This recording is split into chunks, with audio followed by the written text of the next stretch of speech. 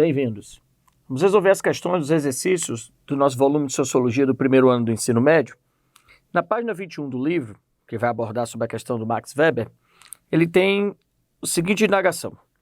Duas pessoas conversando e diz assim: um pequeno exemplo foi o que ocorreu comigo no banco, onde eu recebi a minha aposentadoria. Lá, todo mês, apresentava meu cartão de aposentado, a carteira de identidade e recebia o dinheiro. A senhora que me atendia já sorria para mim quando eu chegava ao guichê, reconhecendo-me. Mas eis que um dia esqueci a carteira de identidade e a mesma funcionária não me pagou a aposentadoria. Argumentei, mas a senhora me conhece, recebe esse pagamento de suas mãos todos os meses. E ela, sim, claro, mas mediante a apresentação de sua carteira de identidade, sem ela, de acordo com as normas do banco, não posso pagar, e não pagou.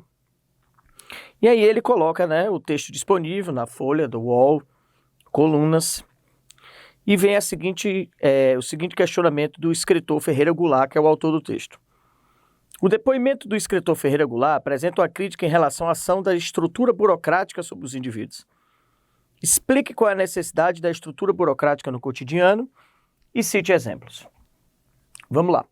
Primeiro a gente lembra, que a gente estudou no capítulo desse livro, justamente com a ideia do Max Weber, a construção do Estado racional no Estado moderno, e a gente lembra que foi designado uma nova função para o Estado, um Estado racional burocrático, que se afaste das questões da pessoalidade e entre em um caráter de funcionamento técnico burocrático. Essa burocracia, que seriam as instituições, todos os instrumentos que o Estado usa para poder exercer suas atividades, essa burocracia ela tem um papel de organização. Então ela tem um papel organizacional, ela tem um papel administrativo, ela tem um papel tributário, ela tem um papel de se fazer as leis, de fazer as leis serem cumpridas. Então esse Estado burocrático, ele tira a pessoalidade do indivíduo. O que é que isso quer dizer? Que nós, como participantes do Estado, ficaremos menos importantes do que a própria condição do Estado. Por isso que no texto o aposentado chega para a funcionária do banco, do qual ele todo mês ia pegar a aposentadoria, e ao esquecer a identidade, ela diz a ele: você todo mês pode pegar a aposentadoria, de acordo com a condição que você traga a sua identidade. Se você não trouxer a identidade, por que você não pode? Porque o aparelho burocrático do Estado, ele não tem mais a interferência sobre a pessoa. Ele cria uma condição de regra de funcionamento.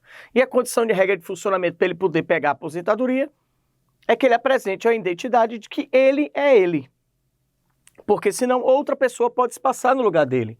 Então o papel do Estado burocrático, o papel da burocracia é fazer o Estado funcionar de novo, tirando o caráter da pessoalidade. Eu não estou mais falando com você. Eu estou criando uma regra que tem que ser o quê? Comum. Para o Estado funcionar, esse Estado tem que ser racional e comum. Ele não pode valer só para mim, Márcio Miquiles, ou para o Anderson, ou para qualquer pessoa que eu conheça.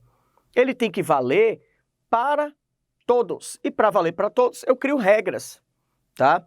Quando o Estado não funciona, quando a burocracia não funciona, é que entra a pessoalidade, que entra uma frase muito comum, inclusive na sociedade brasileira, chamada: você sabe com quem você está falando? Ao usarmos a frase "você sabe com quem você está falando", você tira a condição da impessoalidade e coloca no mundo pessoal. Aquela pessoa tem um poder de exercer uma conduta fora da regra. Aí a burocracia do Estado não funciona. Ele quer que você dê exemplos dessa burocracia do Estado. Gente, a gente precisa de um documento para poder nascer, a gente precisa de um documento para poder morrer, a gente precisa de um documento de identificação. Vou dar um exemplo aqui sensacional para você entender o papel da burocracia. O quanto ela tem que ser impessoal. No Brasil, durante 1889 até 1930, vigorou o que a gente chama de Primeira República ou República Velha. Tem um pequeno intervalo, dos primeiros anos do governo provisório, aí depois tem a República da Espada, Deodoro e Floriano. A partir daí, começa a República Oligárquica no Brasil. O que aconteceu nessa República Oligárquica? Voto de cabresto. Sabe qual era um dos grandes segredos do voto de cabresto? O Estado, a burocracia brasileira não funcionava. Resultado, bastava eu inventar que eu era outra pessoa que eu chegava no local de votação, com um documento de outra pessoa. Porque muitas pessoas não sabiam que para morrer tinha que ter um registro de óbito. O Brasil tinha acabado de criar o Código Civil. Aí o que acontecia? Como a pessoa não sabia que precisava de um registro de óbito, de um papel burocrata, para você provar que morreu, qualquer pessoa que havia morrido era tomado o lugar dele nas eleições. Então, por exemplo, eu morri, não sabia que precisava de um registro de óbito em cartório, pensava que o funeral era o bastante, e aí eu não criei esse documento, não paguei, porque era pago, não paguei por esse documento, minha família não pagou. Resultado, vem uma outra pessoa, se passa por mim e vota por mim. Do mesmo jeito, havia milhões de pessoas no Brasil que nunca nasceram, porque não registravam o nascimento. Então a burocracia ela tem um papel de coordenar, de conduzir, de legislar e de manter o Estado racional e, de novo, tirar da pessoalidade e trazer para a impessoalidade. Beleza? A gente também vai resolver aqui na página 27 a primeira questão. Max Weber, na obra A Ética Protestante e o Espírito do Capitalismo, apresenta a importância da religião protestante para o desenvolvimento do capitalismo na Alemanha. De acordo com as contribuições do autor, marca a alternativa correta.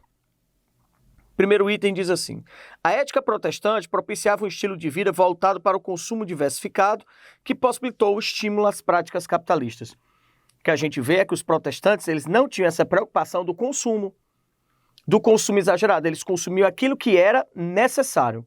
Não havia essa busca da vida de luxo, porque o protestantismo que ele está falando é de origem calvinista, não tem essa prática moral da busca do luxo material.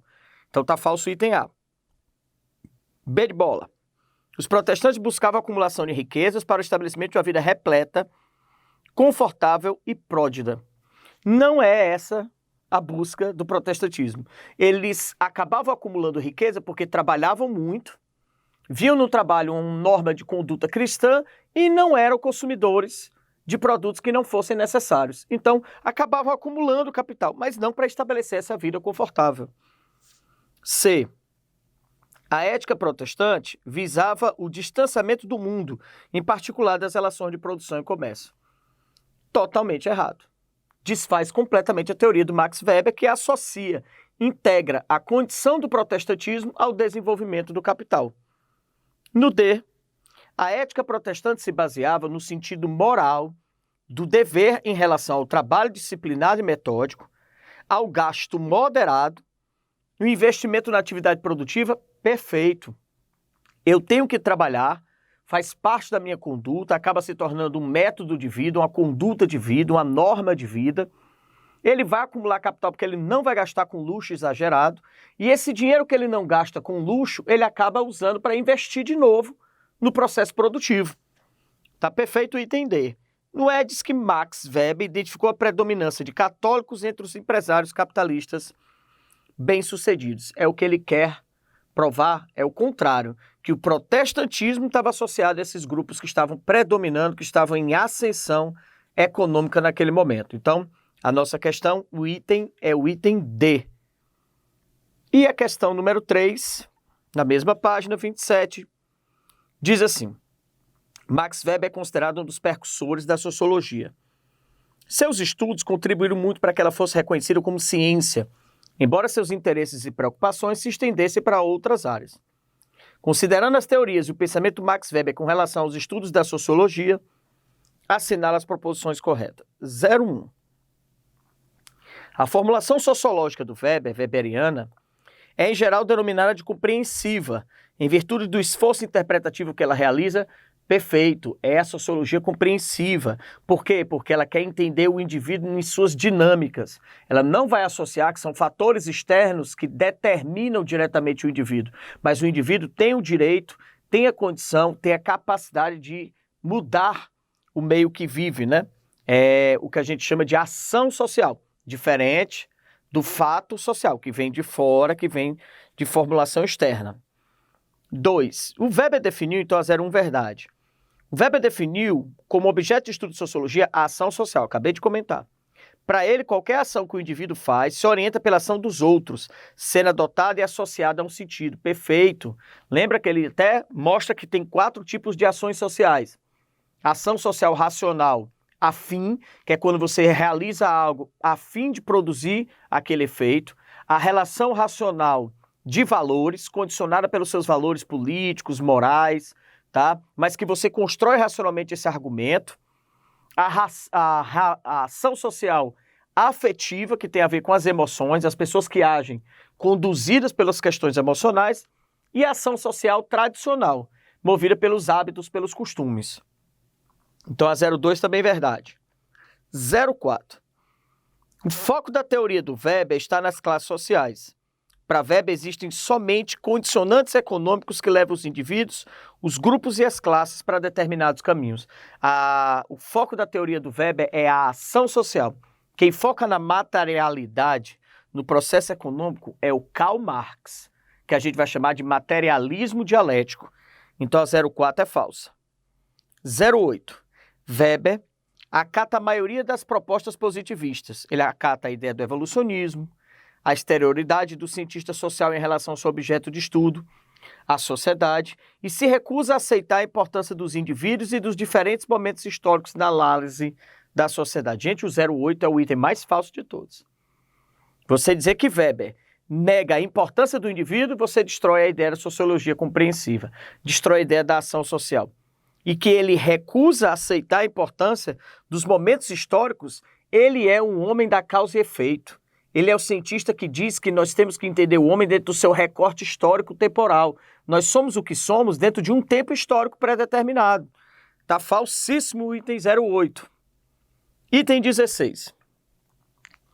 Um dos trabalhos mais conhecidos do Weber é a Ética Protestante e Espírito do Capitalismo, no qual ele relaciona o papel do protestantismo na formação do comportamento típico do capitalismo ocidental moderno.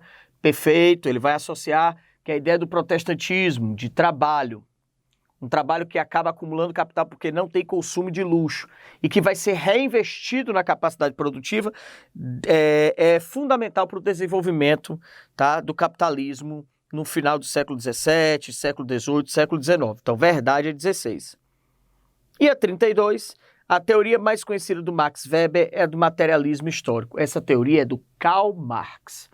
Max Weber não coloca como principal objeto de estudo a questão do desenvolvimento da materialidade dentro da economia, mas a ação do indivíduo. Não é que ele não vai estudar economia, mas ele vai estudar economia através de uma ação que leve à racionalidade de fim, de finalidade. Porque quem faz isso para gerar dinheiro, para gerar capital, está gerando pensando nisso.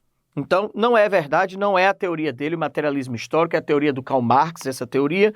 Então, são verdades 1, 2 e 16, ok? Até o nosso próximo vídeo, forte abraço.